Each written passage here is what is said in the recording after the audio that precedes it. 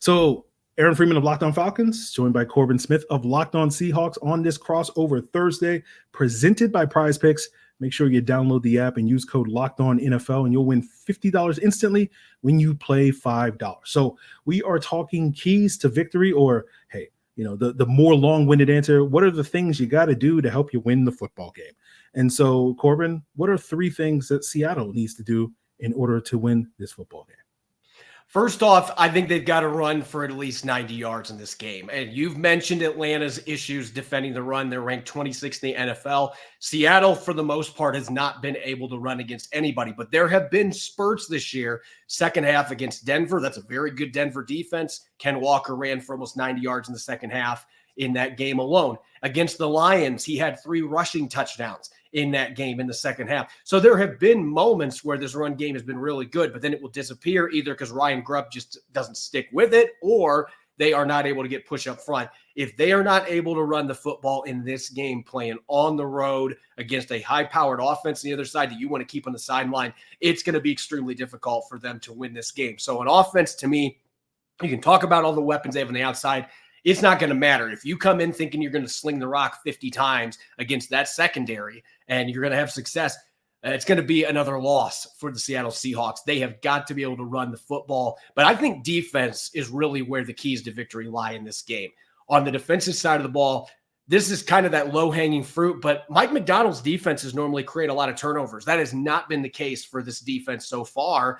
They've gotten 1 interception from Reek Woolen and Devin Witherspoon combined so far. They have not been able to generate very many turnovers, and a couple of interceptions this season, despite all the talent and the scheme that they have. They've got to find a way to coax Kirk Cousins into a pick, force a fumble. They got to get at least 2 turnovers in this game because they have consistently been losing the turnover margin. The defense needs to get some quick changes to get the ball back to Geno Smith with good field position and let the offense have an opportunity to cash in on that. And the last thing, you cannot let Bijan Robinson dominate this game. It goes back to the trenches here, run game wise. You cannot let Robinson and Tyler Algier, for that matter, you can't let these running backs get rolling.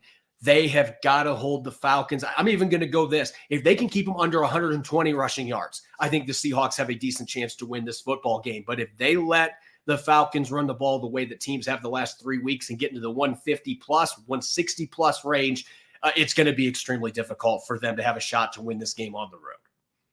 Yeah, I think those are all big things, and sort of piggybacking on a couple of those things. For me, the big 3 keys for the Falcons to walk away with a victory is, number 1, it's all about turnovers, right? Limit turnovers on offense, create those turnovers on defense. Number 2, you got to make Geno Smith uncomfortable. And then number 3, I think you want to get the crowd going with a fast start, right? Seattle hasn't usually, doesn't fall into the usual trap of being that sort of slow starter on these early games on the East Coast, historically speaking. But, might as well try to get that going by getting off to a fast start if you're the Atlanta Falcons. And I think this game is going to be sort of what has been consistent through line for most Falcon games this season. It's probably going to be a nail biter, a back and forth game. You're going to get probably a 1-score game going into the final 5 minutes of this game.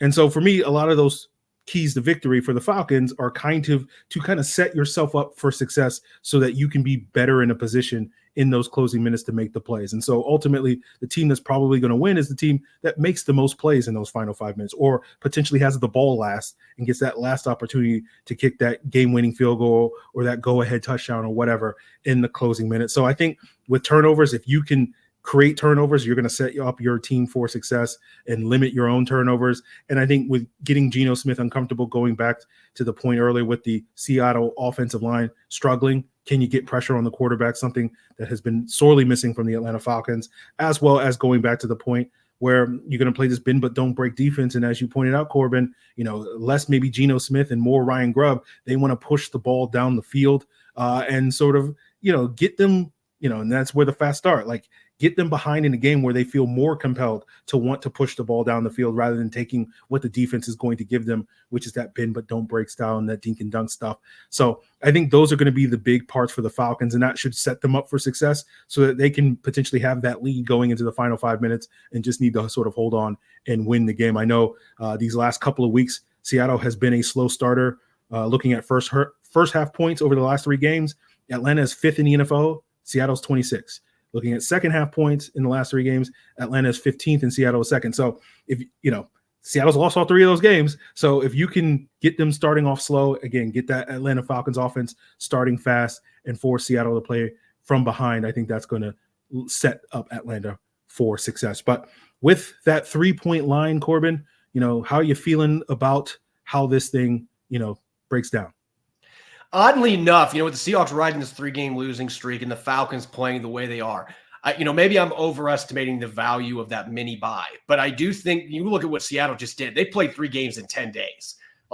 They had a gauntlet there in terms of playing 3 games that felt like they were just back to back to back, and they didn't have a chance to really catch their breath.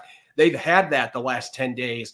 And Atlanta has had enough issues defensively that haven't led to points all the time, that you got to feel like if the Seahawks with this extra time, if they took advantage of it from a self-scouting standpoint and they were able to get healthier, that they have the pieces to be able to make life difficult for Atlanta's defense and be able to finish some of those drives off. So I don't know if the Seahawks win this game, but I think this is going to be a very close game. I think they cover that 3-point deficit that they have as an underdog.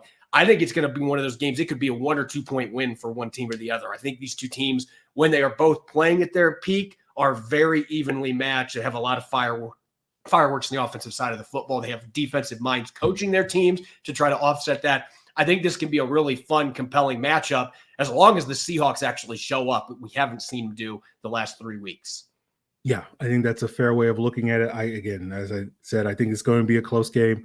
So I think it could go either way. Obviously, I'm going to lean towards the Falcons given how they've played the last couple of weeks versus how Seattle has played the last couple of weeks in terms of covering that spread. But again, I think this may be a Younghoe Koo, walk-off sort of field goal or whatever for either one of these teams to win this game in those closing minutes. So certainly makes total sense to think that Seattle could definitely cover that 3-point spread.